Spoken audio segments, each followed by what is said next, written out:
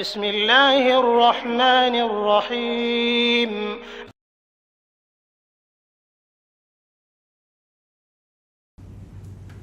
السلام عليكم ورحمة الله وبركاته.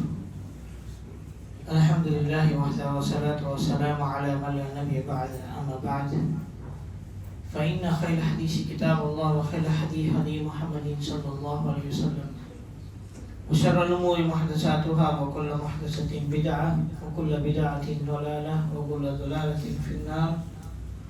قال الله تعالى في القرآن المجيد وفي الفرقان الحميد: أعوذ بالله من الشيطان الرجيم. بسم الله الرحمن الرحيم.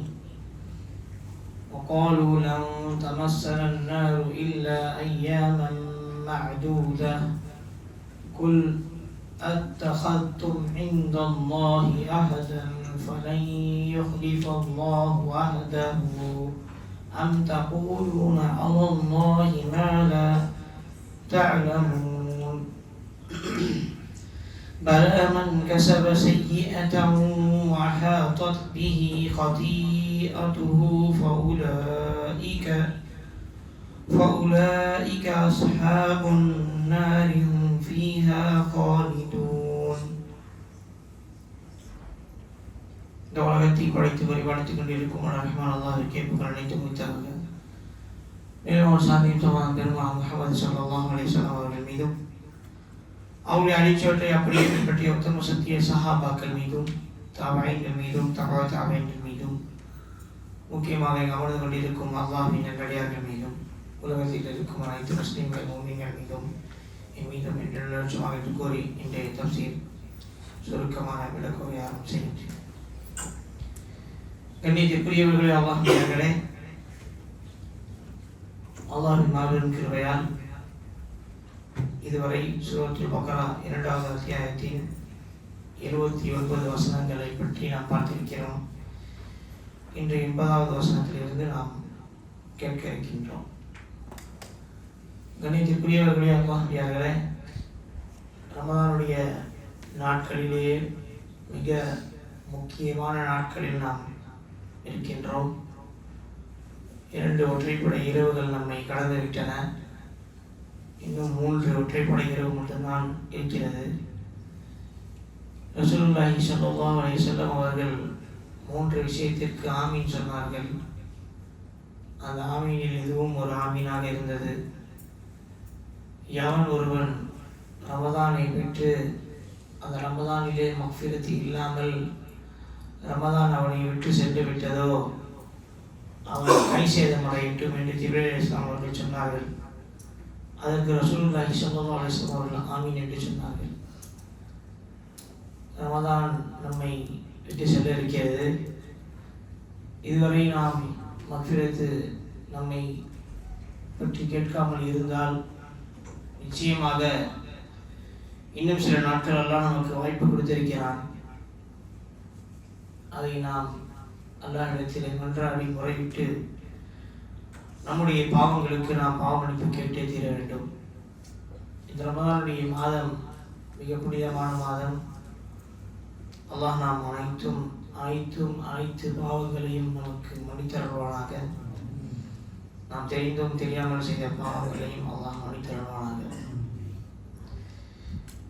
அல்லாஹ் தன்னுடைய திருமறை சொல்கின்றான்: இன்னும் எண்ணப்பட்ட சில தினங்களை தவிர நரக நெருப்பு எங்களை தீண்டவே தீண்டாது என்றும் அவர்கள் கூறுகின்றனர். நபியே, நீர் கூறுவீராக, அல்லாஹ்விடம் அப்படி ஏதேனும் உறுதிமொழி நீங்கள் பெற்றீர்களா? அவ்வாறாயின் அல்லாஹ் தன் உறுதிமொழிக்கு மாறு செய்யவே மாட்டான். அல்லது நீங்கள் அறியாததை அல்லாஹ்வின் மீது கற்பனையாக கூறுகிறீர்களா? யூதர்களுக்கு அவர்களுடைய புத்தகத்தை மாற்றியதும் அல்லாஹ்வின் மீது அல்லாஹ் அவர்கள் மீது கோபம் கொண்டான். அவர்கள் புத்தகத்தை மாற்றியது மட்டுமல்லாமல் விற்பதையும் அல்லாஹ் அவர்கள் மீது கோபம் கொண்டான். மேலும் அவர்கள் இருக்கும் பொழுது சொல்லுவது அந்த வார்த்தை, அல்லாஹ்விடத்திலிருந்து வந்த புத்தகம். இவ்வளவு கேடு உண்டானதுக்கு பிறகும் அவர்கள் சொல்கிறார்கள், யூதர்கள், நம்மை நெருப்பு சில காலம் மட்டும்தான் தீண்டும், அதற்கு பிறகு நமக்கு நரகம் கிடையாது அப்படின்னு சொல்றாங்க. நபியே, நீர்கள் கூறுவீர்களாக, நபியை நீங்கள் கேளுங்க அவங்கள்ட்ட, அல்லாட்ட நீங்கள் போய் ஏதாவது வாக்கு செஞ்சிட்டீங்களா? அப்படி ஏதாவது வாதம் செஞ்சீங்களா? அல்லாஹ் உங்களுக்கு ஏதாவது வாக்கு கொடுத்தானா? அப்படி நெருப்பு உங்களை கொஞ்ச நாள் தான் தீண்டும் அப்படின்னு. அப்படி அல்லாஹ் வாக்கு கொடுத்துருந்தா அந்த வாக்கெல்லாம் மீற மாட்டான். அல்லது நீங்களே ஏதாவது ஒரு புதிய விஷயத்தை அல்லாஹ்வின் பக்கம் கற்பனையாக சொல்கிறீர்களா? அடுத்ததாக அல்லாஹ் அவர்களுடைய நிலையை பற்றி சொல்கிறான். பலா மன் கஸர ஸய்யிஅத்து வஹாத்தத் பிஹி கதியத்து ஃபஉலாயிக அஸ்ஹாபுன் நார் ஹும் ஃபீஹா காலிதூன். எந்த ஒரு சந்தேகமும் இல்லை, ஆம், எவர் தீமையை சம்பாதித்து அவருடைய தவறு அவரை சூழ்ந்து கொண்டதோ அத்தகையோ நரகவாசிகள் ஆவார்கள், அவர்கள் அதில் என்றென்றும் இருப்பார்கள். யூதர்களுக்கு அல்லாஹ் இந்த இடத்துல தெளிவாக சொல்கிறான், நீங்கள் உங்களை நெருப்பு தீண்டும் கொஞ்ச நாள் தான் தீண்டும் அப்படின்னு சொல்லிட்டீங்களே, அது ஒன்றும் கிடையாது. என்கிட்ட நீங்கள் அதுக்கு எந்த ஒரு வாதமும் செய்யலை, நான் உங்களுக்கு எந்த ஒரு வாக்கும் கொடுக்கலை. நான் வாக்கு கொடுத்திருப்பது முஸ்லீம்களுக்கு மட்டும்தான், ஈமான் கொண்டவர்களுக்கு மட்டும்தான். யார் குரானை ஏற்றுக்கொள்கிறார்களோ, யார் நபியை ஏற்றுக்கொள்கிறார்களோ அவர்களுக்கு தான் அந்த வாக்கை நான் கொடுத்திருக்கிறேன், உங்களுக்கு கிடையாது. உங்களுக்கு அந்த வாக்கு வேணும்னா நீங்கள் இஸ்லாத்துக்கு வரணும், மார்க்கத்தை ஏற்றுக்கணும். இல்லை நீங்கள் அப்படி நினைத்து கொண்டிருக்கிறீர்கள் என்றால் அது உங்களுடைய கற்பனை என்று நான் சொல்கின்றான். அதனால் நான் சொல்கின்றான், தீமையை சம்பாதித்து அவருடைய தவறு அவரை சூழ்ந்து கொண்டது என்றால் அத்தகையோருக்கு நரக வேதனை உண்டு, நரகம் உண்டு, அவர்கள் நிச்சயமாக நிரந்தரமாக நரகத்தில் இருப்பார்கள் என்று அல்லாஹ் சொல்கின்றான். இப்பொழுது மூமினை பற்றி அல்லாஹ் சொல்கின்றான். வல்லதீன ஆமனு வஅமிலு ஸாலிஹாத்தி உலாயிக அஸ்ஹாபுல் ஜன்னதி ஹும் ஃபீஹா காலிதூன். وإذا أخذنا ميثاق بني إسرائيل لا تعبدون إلا الله وبالوالدين إحسانا وذي القربى واليتامى والمساكين وقولوا للناس حسنا وأقيموا الصلاة وآتوا الزكاة ثم توليتم إلا قليلا منكم وأنتم معرضون. சொர்க்கத்தை பற்றி நரகத்தை பற்றி சொன்ன உடனே அல்லாஹ்வுடைய ஒரு உசூல், குர்ஆனுடைய ஒரு உசூல் என்னன்னா, அது சொர்க்கத்தை பற்றி அடுத்து சொல்லுவாங்க. எந்த இடத்துல நீங்கள் நரகத்தை பற்றி நீங்கள் படிக்கிறீங்க, குர்ஆனில் படிச்சீங்கனாலும் அதுக்கு அடுத்த வசனம் சொர்க்கத்தை பற்றி கண்டிப்பாக இருக்கும். அல்லது நீங்கள் மேலே சொர்க்கத்தை பற்றி படிக்கிறீர்கள் என்றால் அதுக்கு அடுத்த வசனம் நரகத்தை பற்றி சொல்லக்கூடியதாக இருக்கும். எதற்கு அல்லாஹ் இப்படி தொடர்ந்து கொண்டு வருகிறான் என்றால், மனிதனுக்கு இரு விஷயத்தை பற்றியும் அச்சம் இருக்க வேண்டும், நம்பிக்கை இருக்க வேண்டும். அந்த நம்பிக்கையை அவன் விடக்கூடாது. இப்படி ஒரு வாழ்க்கை இருக்கு, நரகம் என்று ஒரு இருக்கிறது, சொர்க்கம் என்று ஒரு இருக்கிறது என்று நம்பிக்கை அவன் மனதில் பதிவு செய்வதற்காக தான் குர்ஆனில் அல்லாஹ் நரகத்தை சொல்லும் பொழுது அதற்கு அடுத்ததாகவே சொர்க்கவாசிகளை பற்றி சொல்லுவான். அதே போல் சொர்க்கத்தை பற்றி பேசிக்கொண்டிருக்கும் பொழுது அதுக்கு அடுத்ததாகவே நரகத்தை பற்றி பேசுவான். இது அல்லாஹ்வுடைய, இது குர்ஆனுடைய ஒரு உசூல். அதை தான் இப்போ அல்லாஹ் என்ன செஞ்சிருக்கான், மேலே நரகவாசிகளை பற்றி பேசி குர்ஆனில் அடுத்ததாக சொர்க்கவாசிகளை பற்றி சொல்கிறான். வல்லதீன ஆமனு வஅமிலு ஸாலிஹாத். நிச்சயமாக யார் யார் ஈமான் கொண்டார்களோ, மேலும் வஅமிலு ஸாலிஹாத் நல்ல அமல்கள் செய்தார்களோ அவர்களுக்கு அஸ்ஹாபுல் ஜன்னா, அவர்கள் தான் சொர்க்கத்தின் முதலாளிகள். அஸ்ஹாபுல் ஜன்னா, சொர்க்கவாசிகள். ஹும் ஃபீஹா காலிதூன், அதில் அவர்கள் நிரந்தரமாக இருப்பார்கள், சொர்க்கத்தில் அவர்கள் நிரந்தரமாக இருப்பார்கள் அப்படின்னு நம்ம சொல்றான். அதற்கு பிறகு பனு இஸ்ரவேலர்கள் பற்றி அல்லாஹ் ஒரு விஷயத்தை சொல்கிறார். இன்னும் இஸ்ராயேல் மக்களிடம் அல்லாஹ்வை தவிர வேறு யாரையும் எதையும் நீங்கள் வணங்கக்கூடாது. பெற்றோருக்கும் உறவினர்களுக்கும் அனாதைகளுக்கும் ஏழைகளுக்கும் நல்லுபகாரம் செய்யுங்கள். இன்னும் மனிதர்களுக்கு அழகியதை கூறுங்கள், தொழுகையை கடைபிடியுங்கள், சக்காத்தை கொடுங்கள் என்று நாம் உறுதிமொழி வாங்கியதையும் நினைவு கூறுங்கள். பிறகு உங்களிலிருந்து சிலரை தவிர மற்றவர்களெல்லாம் அதனை புறக்கணித்து விட்டீர்கள். இன்னும் நீங்கள் புறக்கணிக்கிறவர்களாகவே இருக்கின்றீர்கள். இந்த வாக்கை அல்லாஹ் அவங்கள்ட்ட பெற்றான். என்ன அல்லாஹ் அவர்கள்ட்ட சொன்னா, அவர்கள்ட்ட வாக்கு உறுதிமொழி வாங்கியது 6 விஷயங்கள். முதல், அவர்கள் ஷிர்க் செய்யக்கூடாது, அல்லாஹ் தவிர யாரையும் வணங்கக்கூடாது. இரண்டாவது, பெற்றோருக்கு அவர்கள் நல்லுபகாரம் செய்ய வேண்டும். மூன்றாவது, உறவினர்களுக்கு நல்லுபகாரம் செய்ய வேண்டும். நான்காவது, அனாதைகளுக்கும். ஐந்தாவது, தொழுகையை கடைபிடிக்க வேண்டும். ஆறாவது, ஜக்காத்தை கொடுக்க வேண்டும். இந்த 6 விஷயத்தை வச்சு அல்லாஹ் உறுதிமொழி வாங்கியிருக்கான். யார்கிட்ட? பனு இஸ்ராயீல்கிட்ட.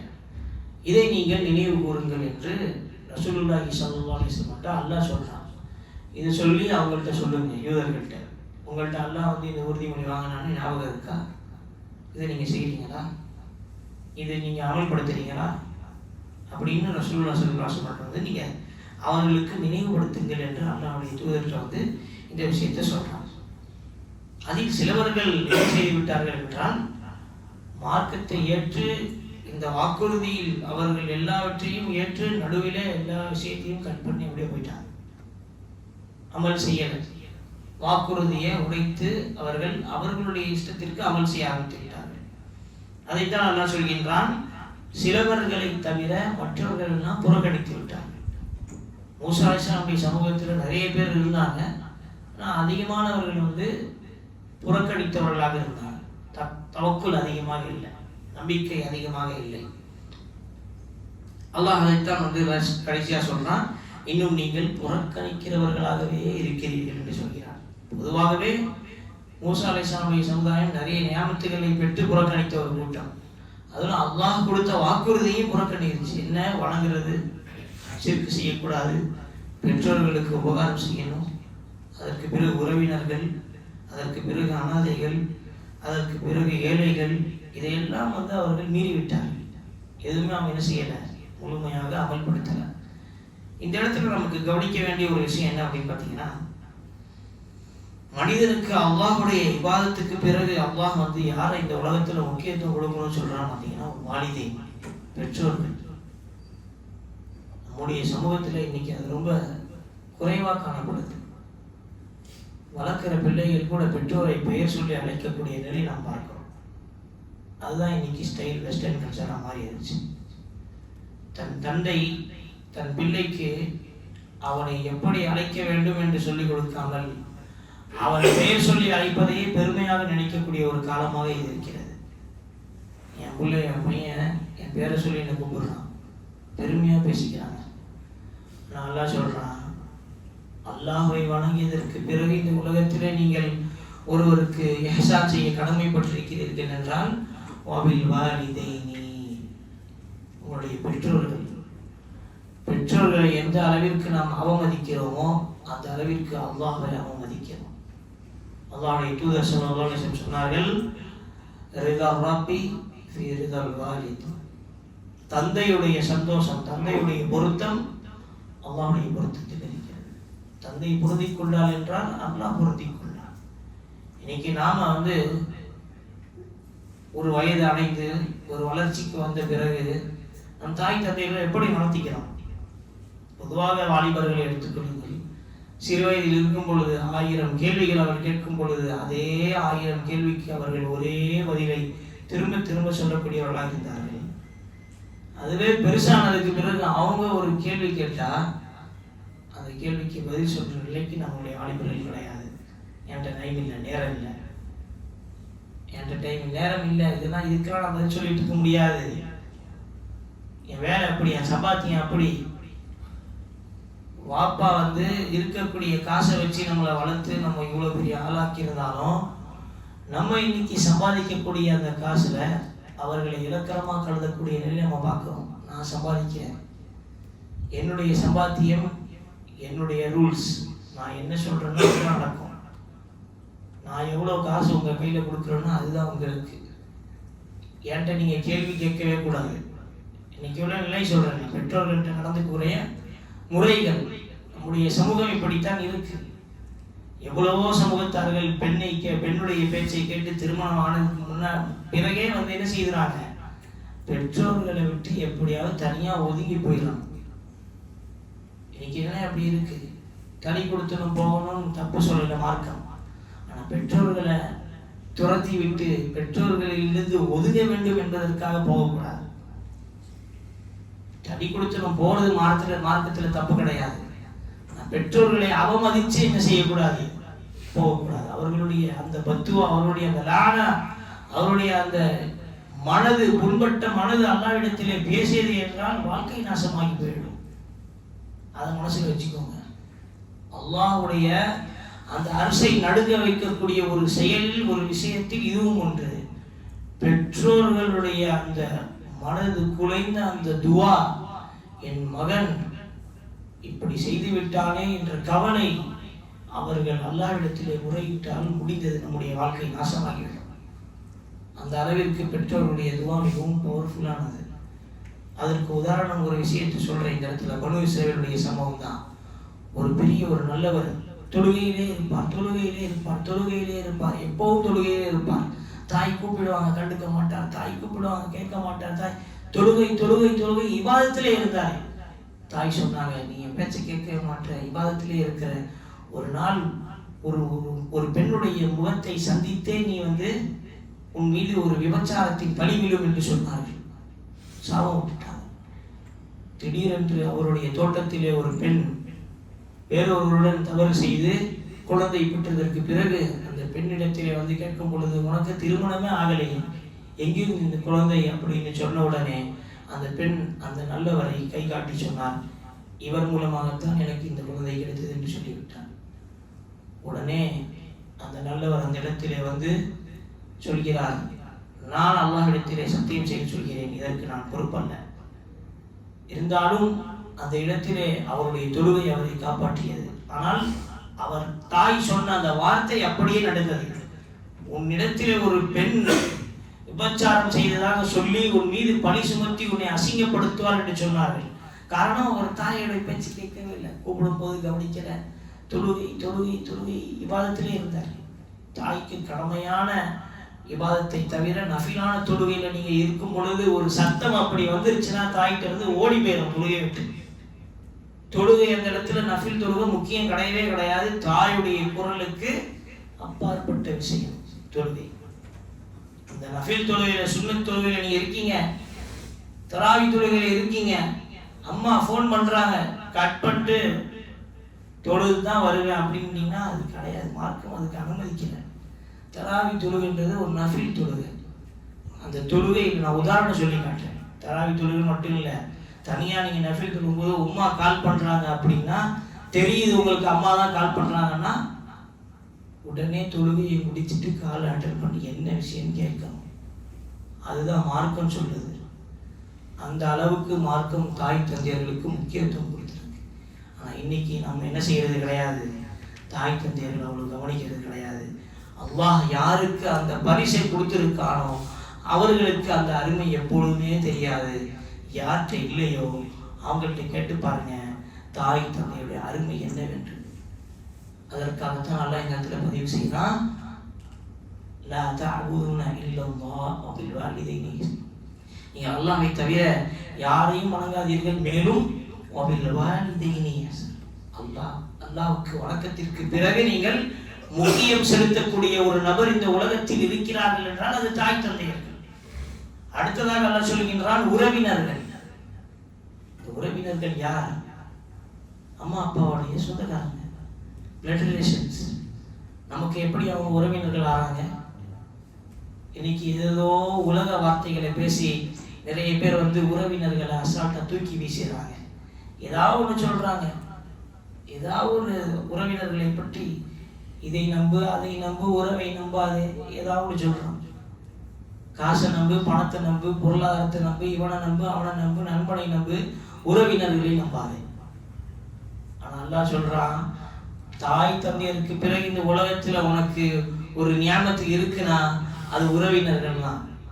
அவர்கள் மூலமா தான் நீ அடையாளமிடப்படுவாய், நீ யார் என்று இந்த உலகத்திலே. அவர்கள் இல்லை என்றால் அடையாளம் ரொம்ப கஷ்டம். எங்கே போனாலும் ஒரு வீட்டில் எங்களுக்கு தெரிய வருதுன்னா இவன் சாச்சா மகன், இவன் பெரியப்பா மகன் அப்படின்னு தான் சொல்லுவாங்க. உறவினர்களை வைத்து தானே சொல்கிறார்கள், இவன் மாமா மகன், இவனுடைய மாமி மகன் சொல்கிறார்களா இல்லையா? இப்போ தாய் தந்தையர்களுக்கு பிறகு உங்களுக்கு இந்த உலகத்திலே ஒரு முக்கியமான வசதி இருக்கிறது என்றால் அவர்களுக்கு பிறகு நீங்கள் ஹிதமத் செய்ய வேண்டியவர்கள் உறவினர்கள். இன்னைக்கு ஊராருக்கெல்லாம் போய் சோசியல் சர்வீஸ் பண்ணக்கூடியவன் உறவினர்களே ரொம்ப கஷ்டத்துல வாடிக்கிட்டு இருப்பாங்க. லட்ச லட்சமா வெளியே கொடுப்பான், அவன் கடல்ல கிடப்பான், அவன் மாமா கடல்ல இருப்பாரு, பெரியப்பா கடல்ல இருப்பாரு, பெரியத்தா கடல், சித்தப்பா கடல்ல இருப்பாரு. இவன் என்ன பண்ணுவான், சோசியல் ஒர்க்கர்னு சொல்லிட்டு யூடியூப்ல வீடியோ எடுத்துக்கிட்டு தெருக்கல்ல இருக்கவங்களுக்குலாம் உதவி செஞ்சுக்கிட்டு இருப்பான். ஆனா அல்லாஹ் சொல்றான், அந்த உதவி ஏற்றுக்கொள்ளப்படாது. பெற்றோர்களுக்கு பிறகு ஒரு ஹிதமத் செய்யக்கூடிய ஒரு நபர் இருக்காங்கன்னா இந்த உலகத்துல அவங்க உறவினர்கள். நீ அவர்களை விட்டுட்டு ஊராருக்கெல்லாம் உதவி செஞ்சுக்கிட்டு இருக்கன்னா அந்த உதவி பெருசு கிடையாது. என்கிட்ட முதல்ல உறவினர்களுக்கு உதவு. ஜக்காத்து பணத்தை எடுத்து பள்ளிவாசலுக்கு போவான், சதக்கா பணத்தை எடுத்து தெருக்கல்ல அலைவான். வீட்டில் இருக்கிறவங்கள அலசி பார்த்தாலே தெரியும் யார்கிட்ட காசு இல்லை, யார் எந்த நிலைமையில் இருக்காங்கன்னு சொல்லிட்டு. சித்தப்பா நிலைமையில் இருக்காங்க, பெரியப்பா நிலைமையில் இருக்காங்க, மாமா நிலைமையில் இருக்காங்க. நம்ம அலசி பார்த்தாலும் நமக்கு தெரியுமே தவிர நம்ம அப்படியே ஒரு பெரிய நன்மையை சம்பாதிக்க போறோம்னு சொல்லிட்டு பள்ளிவாசலுக்கு போயிடுறது, தெருக்கல்ல போய் நம்ம என்னுடைய சரக்காக்களை விற்கிறது கொடுக்கறது கிடையாது. நீங்கள் ஆலோசனை, நீங்கள் ஆராய்ச்சி செய்து பார்க்க வேண்டும். உங்கள் மீது கடமை. அல்லாஹ் சொல்கின்றான், பெற்றோர்களுக்கு பிறகு உறவினர்களை நீங்கள் உபசரிக்க வேண்டும், அவர்களை நீங்கள் நன்மாராயமாக நடத்த வேண்டும், அவர்களுக்கு நீங்கள் நல்லறங்கள் புரிய வேண்டும் என்பது அல்லாஹ்வுடைய கட்டளை. யாருடைய வணக்கத்திற்கு பிறகு? அல்லாஹ்வுடைய வணக்கத்திற்கு பிறகு பெற்றோர், பெற்றோருக்கு பிறகு உறவினர்கள். இன்னைக்கு உறவினர்களுடைய நிலை என்ன? பெற்றோர்கள் பிள்ளைகளை வளர்க்கிறதே அப்படித்தான். சித்தப்பாட்ட போகாத, அவருக்கு நமக்கு ஆகாது. மாமாட்ட பேசாத, அவருக்கு நமக்கு ஆகாது. இப்படிதான் சொல்லி வளர்க்குறாங்க. இந்த மாதிரி நிலை ஜெனரேஷன் இருக்கு இன்னைக்கு. ஒரு பையன் வளரும் பொழுதே விஷத்தை அவன் நெஞ்சில விதைச்சு விதைச்சு விதைச்சு வளர்ந்தா, அவங்க அப்பா அம்மா இறந்ததுக்கு பிறகு அவன் கண்டுக்கவே மாட்டான் யாரையும். நான் உண்டு, நான் என் ஃபேமிலி உண்டு, தனியா போயிடுவான். அவன்தான் முடிஞ்சு. அவன் செத்தா அவனுக்கு யாரும் ஜனாசா தொழுவ கூட யாரும் வரமாட்டாங்க. உறவினர்கள் இருந்தால்தான் கண்ணியத்திற்குரியவர்களே நமக்கு இந்த உலகத்திலே கண்ணியம். நாளவர்கள் ஜனாசாவின் பொழுது தொழுகைக்கு கூட்டம் இருக்கும். ஜனாசாவுக்கு பிறகு உங்களை ஜனாசாவுடைய சுமப்பதற்கு உறவினர்கள் தான் வருவார்கள். உங்களுடைய உறவினர்கள் தான் நம்முடைய ஜனாசாவை சுமக்கக்கூடியவர்களாக இருப்பார்கள். நாம் நம்மை கபரில் அடக்கியதற்கு பிறகு நடக்க வேண்டிய விஷயங்களை எல்லாம் அவர்கள் தான் செய்வார்கள். தாய் தந்தையால எவ்வளவுதான் செய்ய முடியும் சொல்லுங்க? பிள்ளைகளால் எவ்வளவுதான் செய்ய முடியும் சொல்லுங்க? உறவினர்கள், அதை மனதில் வைத்துக் கொள்ளுங்கள். இந்த சும்மா இந்த படத்துல வர டைலாகெல்லாம் வச்சுக்கிட்டு உறவினர்கள் ஏமாற்றக்கூடியவர்கள், காசு வந்தா உறவினர்கள் வருவாங்க, காசு இல்லைன்னா உறவினர்கள் வரமாட்டாங்க, இதெல்லாம் ஒரு தேவையில்லாத பேச்சு, வீணான பேச்சுகள். குர்ஆன் எல்லாம் சொல்லியிருக்கான், அவர்கள் ரத்த பந்தங்கள், நாளை ரத்த பந்தங்களை பற்றி எல்லாம் விசாரிப்பான் என்று குர்ஆன்ல சொல்றான். ஸஅலூன பிஹி வல் அர்ஹாம். அல்லாஹ் சொல்கின்றான், உங்களுடைய ரத்த பந்தங்களை பற்றி நாளை விசாரிக்கப்படும், விசாரணை உண்டு. இந்த உலகத்துல 4 பேர் என்ன செஞ்சாங்க அது செஞ்சாங்க நீங்க கேட்டு தெரிஞ்சுக்கிறதை விட, நாளைக்கு அல்லாஹ் நீங்கள் உறவினர்களுக்கு என்ன செய்தீர்கள், எப்படி நடந்து கொண்டீங்கன்னு கேட்பாங்க. அதை மனசுல வச்சுக்கோங்க. அடுத்ததா அல்லாஹ்வுடைய இந்த வசனத்துல அல்லாஹ் சொல்றான், யதீம் மிஸ்கீன்கள். அடுத்ததா அல்லாஹ் கொடுக்கக்கூடிய அந்த ஸ்டெப் யாரு? யதீம்கள், அனாதைகளை நீங்க என்ன செய்யுங்க? நல்லறம் காட்டுங்க. அனாதைகளுக்கு நீங்கள் நல்ல விஷயமாக அவர்களுக்கு நீங்கள் என்ன செய்யுங்கள்? நல்லறம் புரியுங்கள், அவர்களுக்கு நன்மாராயம் செய்யுங்கள் என்று சொல்கிறான். அதற்கு பிறகு மிஸ்கீன்கள், உங்களால் கொடுக்க முடியலையா, மனதை கஷ்டப்படுத்தி நீங்கள் அந்த இடத்துல ஒதுங்கிடுங்க. காசு இல்லை அல்லது கொடுக்க வேண்டிய அமௌண்ட் அளவுக்கு உங்கள்கிட்ட சில்லறை இல்லை அப்படின்னா நீங்கள் ஒதுங்கிடுங்க. அவங்கள விரட்டாதீங்க, அவங்கள எப்பவுமே விரட்டாதீங்க. அந்த அளவிற்கு மார்க்கம் சொல்லியிருக்கிறது. வலா தன்ஹர், நீங்கள் அவர்களை விரட்டாதீர்கள் என்று மார்க்கம் சொல்கிறது. கண்ணியத்திற்குரியவர்களே, அல்லாஹ்வியார்களே, இந்த யதீம்கள், மிஸ்கீன்கள், இவர்கள் எல்லாம் அல்லாஹ்வுடைய நமக்கு அனுப்பக்கூடிய ஒவ்வொரு விதமான சோதனை. முதலில் இவன் பெற்றோர்கிட்ட நடந்துக்கிறானா, உறவினர்களுக்கு எப்படி நடந்துக்கிறான், அதற்கு பிறகு அப்படியே அனாதைகள்கிட்ட அவனுடைய அன்பை காட்டணும். அல்லாஹ்வுடைய தூதர் சொன்னாங்க, வல்லா இர்ஹம் வலா யுர்ஹம், யார் மீது இரக்கம் காட்டவில்லையோ அவன் மீது இரக்கம் காட்டப்படாது. கொடுமையாக நடந்து கொள்வார்கள். ரொம்ப கடுமையான வாழ்க்கையா இருக்கும், உங்களுக்கு கஷ்டமா இருக்கும். ஏன் நீங்க யார் மீது இரக்கம் காட்ட மாட்டீங்க? ஆனா அல்லாஹ் உங்களுக்கு இரக்கம் காட்ட மாட்டான். ஒரு அனாதை இல்லத்துக்கு நீங்க போறீங்க, அங்க இருக்கக்கூடியவர்களுக்கு நீங்க உதவுறீங்க அப்படின்னா உங்க மனசுல அல்லாஹ் இரக்கத்தை போடுவோம், அல்லாஹ் உங்களுக்கு இரக்கத்தை காட்டும். உங்க வாழ்க்கையில சில பாரங்களை குறைப்பான், உங்க வாழ்க்கையில சில கஷ்டங்களை குறைப்பான். நீங்களே யார் மீதும் இரக்கம் காட்டவில்லை என்றால் அல்லாஹ் உங்கள் மீது இரக்கம் காட்ட மாட்டான். இது ஹதீஸ். அதற்கு அடுத்து என்ன சொன்னாங்க? மிஸ்கின். மிஸ்கின் என்பவர் கேட்பவர் தான். ஆனால் மிஸ்கினுக்கு தஃப்சீர் என்ன சொல்லப்படுது? வீடு எல்லாமே இருக்கும், பொருளாதாரம் ரொம்ப குறைவா இருக்கும், சாப்பாடுலையும் கொஞ்சம் குறைவா இருக்கும், அவங்க வாய் திறந்து கேட்க மாட்டான். ஃபக்கீர் வேற, மிஸ்கின் வேற. ஃபக்கீர்ன்றது கேட்பாங்க, கொடுங்க கொடுங்கன்னு சொல்லிட்டு. மிஸ்கின் என்பவர்கள் கேட்க மாட்டார்கள். அவங்க நம்ம மஹல்லால கூட இருக்கலாம், உங்க வீட்டுக்கு பக்கத்துல கூட இருக்கலாம், உங்க வீட்டுக்கு மேல கூட இருக்கலாம், உங்க வீட்டுக்கு கீழே கூட இருக்கலாம், உங்க நண்பரா கூட இருக்கலாம். அவர் வாய் திறந்து என்னைக்கும் உங்கள்கிட்ட உதவி கேட்டிருக்கவே மாட்டாரு. நீங்க விசாரிக்கிற வரைக்கும், நீங்க விசாரிச்சா அவர் சொல்லுவார், இப்படி இருக்குங்க, இது இல்லைங்க, அது இல்லைங்க, இது இல்லைங்க. இவங்க தான் மிஸ்கின். இவங்களை நீங்கள் கவனிக்கணும். நல்லா சொல்கிறான். இதுக்கும் நாளைக்கு மறுமையில கேள்வி உண்டு. உன் வீட்டுக்கு மேலே ஒருத்தர் இருந்தாரு, நீ எல்லாத்துக்கும் அவரை கூப்பிட்டிய, எல்லா விஷயத்துக்கும் என்னைக்காவது கேட்டிருக்கியா அவர்கிட்ட என்ன இருக்கு என்ன இல்லை? ஒழுங்கா 3 வேளை சாப்பிட்றீங்களான்னு கேட்டிருக்கியா? ஒழுங்கா உணவு சாப்பிட்றாருன்னு கேட்டிருக்கியா? தண்ணீர் கஷ்டம் இருக்கான்னு கேட்டிருக்கியா? இவ்வளவு விஷயங்களால நாளைக்கு மறுமையில கேட்பான். கண்ணியத்திற்குரியவர்களே, அல்லாஹ்வியார்களே, நமக்கு கொடுத்த இந்த வாழ்க்கை மிகவும் சுருக்கமானது. இருந்தாலும் பொறுப்புகளை நிறைய கொடுத்துருக்கான். சின்ன வாழ்க்கையாக இருந்தாலும் பொறுப்போடு நம்ம வாழ்ந்துட்டு போனால் அல்லாஹ் படைத்து வைத்த அந்த சொர்க்கத்திலே நம்ம நுழைய முடியுமே தவிர, இந்த பொறுப்புகளை எல்லாம் நாம் புறக்கணித்து வாழ்ந்தால் நாளை சொர்க்கத்தில் நுழைய முடியாது. அல்லாஹ் நம்மை பாதுகாப்பானாக.